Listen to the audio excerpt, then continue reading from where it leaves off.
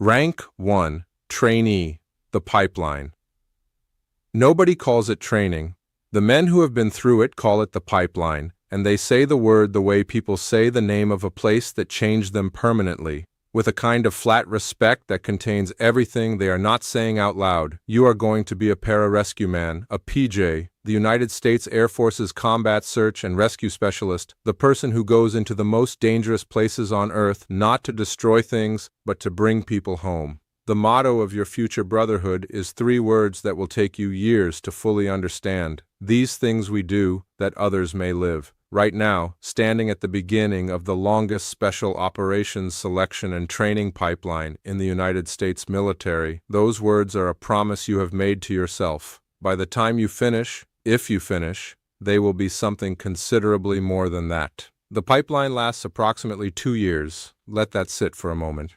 2 years of continuous specialized training before you are considered qualified to do the job. Navy SEALs spend roughly a year and a half. Army Special Forces takes about the same. The PJ pipeline is longer than both because the job demands it. You are not being trained to fight alone, though you will learn to fight. You are being trained to fight and simultaneously perform emergency trauma medicine at a level approaching a physician's capability in the most hostile environments on Earth, under fire, at altitude, underwater, in Arctic conditions, in desert heat, in situations where every factor is working against the outcome you are trying to produce. The first phase is indoctrination, 10 weeks at Lackland Air Force Base that exists specifically to answer one question about you.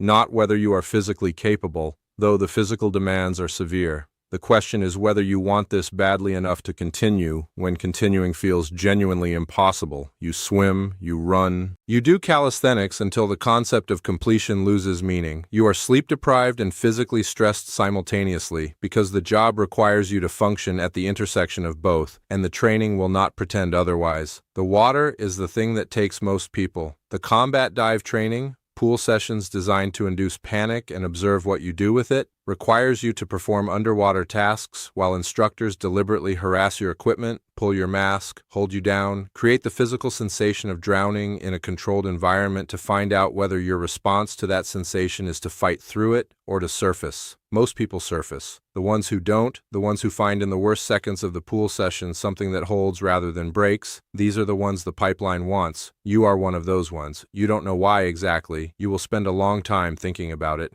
The best answer you can find is that the alternative, quitting, surfacing, walking away, produces a feeling in your chest worse than the water produces in your lungs, and that in the moment of choosing between 2 discomforts, your body chose the one that kept you in the fight. Indoctrination ends and the pipeline continues. Airborne school, combat dive school, Army free fall school. You will eventually be Halo and HAHO qualified, capable of exiting an aircraft at altitude and navigating under canopy to a landing zone. EMT Basic, then Paramedic School, then the Air Force's own Independent Duty Medical Technician course. Survival School, Combat Control.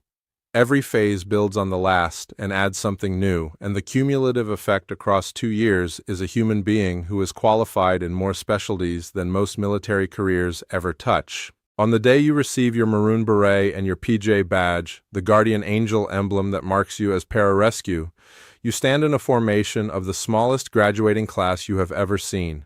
The pipeline started with a large group. It ends with this. The ones beside you are not the strongest or the fastest or the most impressive physical specimens from that original group. They are simply the ones who did not stop. In this brotherhood, not stopping is the qualification. Everything else is secondary. Rank 2, Airman, first operational assignment. Your first operational assignment is to a rescue squadron at a base that is not in a combat zone. And for the first few months, this is more difficult to accept than any physical challenge the pipeline threw at you. You trained for 2 years to do a specific thing in specific conditions. Now you are doing that thing in training exercises rather than actual operations, and the gap between simulation and reality sits in your chest like something unresolved. But you learn quickly that the operational tempo of a PJ unit, even a stateside one, is nothing like conventional Air Force life. You train every day with an intensity that would be unusual in almost any other military context because the job requires it. Medical skills degrade without practice. Combat dive proficiency requires regular water time. Free fall currency demands regular jumps. Physical fitness at PJ standard is not a baseline you maintain with moderate effort. It is a standard that fights back against you constantly and requires daily investment to hold. You are also, within your first year, deploying. PJ units rotate through combat theaters, through humanitarian mission assignments, through exercises with Allied Special Operations Forces across multiple continents. The world becomes your operational environment in a very literal sense. You go to places on short notice, often with minimal briefing beyond the essential details, and you do the job the unit is assigned with the adaptive professionalism that the pipeline built into you. Your first real mission, not an exercise, not a training event, an actual call, happens 8 months into your first assignment. A downed aircraft, crew unaccounted for, hostile environment, your team is the response. You have rehearsed this scenario more times than you can count. What the rehearsals did not include is the specific quality of silence inside the helicopter during the insert. The way your team moves without speaking, because everything that needs to be said was said in the brief, and your bodies know the rest. You find the crew. One has injuries requiring immediate intervention. You work. The training takes over completely. Your hands do what your hands have been trained to do, your assessment runs automatically, your treatment decisions are made in the rhythm of someone who has practiced this enough times that thinking and doing have merged into a single process. You get them out. On the flight back, you stare at the deck of the helicopter and feel something that is entirely different from what the movies told you it would feel like. Not triumph, not relief exactly. Something quieter and more solid. The knowledge that the thing you trained 2 years to do worked. That the person who needed you is alive because you were there, and that this is enough. This is entirely, completely enough. Rank 3, Staff Sergeant, Team Leader. Several deployments, multiple missions, the kind of experience that cannot be manufactured or accelerated, only accumulated. You are a Staff Sergeant now, and the rank carries a responsibility that is not primarily about authority. It is about being the most reliable person in the most unreliable situations. You lead a team element in the field. 3 to 4 PJs working under your direct leadership in the operational environment, and the dynamic between you is built on something the military calls unit cohesion, and that you would describe more simply as the knowledge that everyone around you will do exactly what needs to be done without being told, because they have been through the same things you have been through and emerged from them with the same set of reflexes. Afghanistan. The mountains at altitude, where the air is thin enough to affect both your physical performance and your patient's survivability. You are inserted by helicopter into a valley that does not want you there. The geography hostile, the elevation punishing, the situation on the ground unclear in the specific ways that ground situations are always unclear when you arrive from the air, and the people who briefed you were working from information that was accurate 40 minutes ago and may or may not still be. There are 2 casualties, 1 critical, 1 serious. You triage in seconds, the critical patient first, always. The mathematics of trauma care overriding everything else. You work on the ground, in the open, your team providing security while you do what you came to do. The sounds of the environment are all around you. You hear them and you file them, and you do not stop working. Your hands move through the treatment sequence and you are simultaneously tracking the casualty's response, communicating with the aircraft overhead, managing your team's positioning, and calculating the time window between now and a point at which the critical patient's condition will have deteriorated past the threshold where your intervention can reverse the curve. You get them both out. The critical patient spends 3 weeks in a military hospital and survives. You find this out later, through channels, in the indirect way you find out most outcomes. The immediate operation ends when the helicopter lifts, and what happens after is another world's responsibility. But you find out, and you hold it, and you add it to the private ledger that every PJ maintains of the people they went to get and brought back. Rank 4, Technical Sergeant, Senior Enlisted Specialist, Technical Sergeant. You are now the person that junior PJs watch the way you once watched the men above you. Not for instruction exactly, but for the subtler things that instruction cannot convey. How to move through uncertainty without performing certainty you don't feel. How to make decisions in the seconds available rather than waiting for the clarity that never arrives in time. How to carry the weight of what this job asks without letting it crush the parts of you that make you human. Your medical skills at this point are at a level that would be remarkable in a civilian context. You have managed trauma cases in field conditions that would challenge a fully equipped emergency room. You have performed surgical interventions in circumstances that the procedures were not designed for and made them work anyway because the alternative was not an option. The accumulated clinical experience of years of operational deployments has built in you a medical competence that is genuinely rare and that the Air Force uses accordingly. You are regularly attached to conventional units as a medical specialist, to Joint Special Operations Task Forces as a senior medical element, to missions that require someone who can handle whatever the situation produces. You also train constantly, not because the requirement exists on paper, because the job demands it and you demand it of yourself. The day you stop training to the edge of your capability is the day the edge starts moving away from you, and the people who will need you on future missions deserve the version of you that stayed at the edge. Rank 5, Master Sergeant, Flight Chief. Master Sergeant, Flight Chief.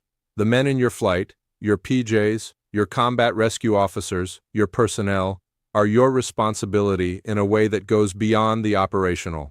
You are responsible for their readiness, their development, their welfare in the comprehensive sense that senior NCO leadership means in a special operations unit. You have been doing this long enough now that the job has changed you in ways you can see clearly when you look back at the person who started the pipeline 2 decades ago. The physical change is the obvious one. The body that runs and dives and jumps and carries is not the same body it was at 22, and managing it differently while maintaining the standards is a constant negotiation between experience and biology that you conduct daily without complaint. The less obvious change is internal. You think about risk differently, not more cautiously, more precisely. The recklessness of youth, the invincibility that the pipeline both exploits and erodes, is long gone.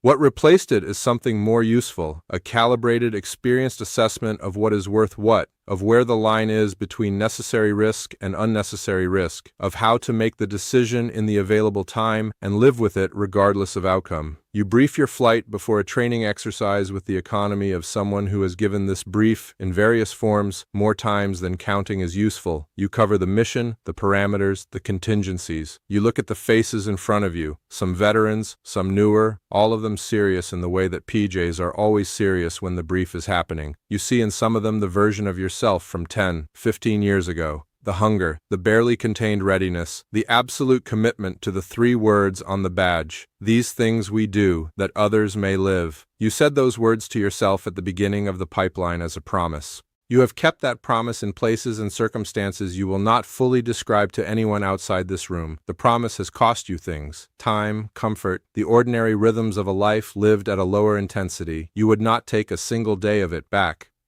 Rank 6, Senior Master Sergeant, Superintendent. The view from Superintendent is the widest you have ever had. You oversee the entire enlisted structure of your unit: training standards, operational readiness, personnel management, the health of the organization in every sense that matters. The missions are still there, but you attend them differently now, more as architect than executor. You build the conditions in which younger PJs can do what you spent your career doing, and you measure your own success by theirs. A young trainee finishes his first successful water confidence evolution and looks up at you from the pool with an expression you recognize completely. You were that face once. That specific mixture of exhaustion and something that hasn't been named yet, but will eventually reveal itself as the beginning of an identity. You say nothing, you nod once. He understands. Some things in this brotherhood do not require words because the words were never the point. The point is what happens in the water, on the ground, in the dark, at altitude, in the worst moments of other people's worst days. When someone with a maroon beret and a guardian angel on his chest arrives and does the thing that nobody else can do. That is what you built your life around. That is what every rank of this career has been moving toward and building upon. Not the rank itself. The rank is just the marker of how far along the path you are. The path is the thing. And it runs without interruption from that first day in the pipeline pool all the way to here. To a man who has spent his entire adult life making sure that others may live, and who would, without hesitation, do every single day of it again.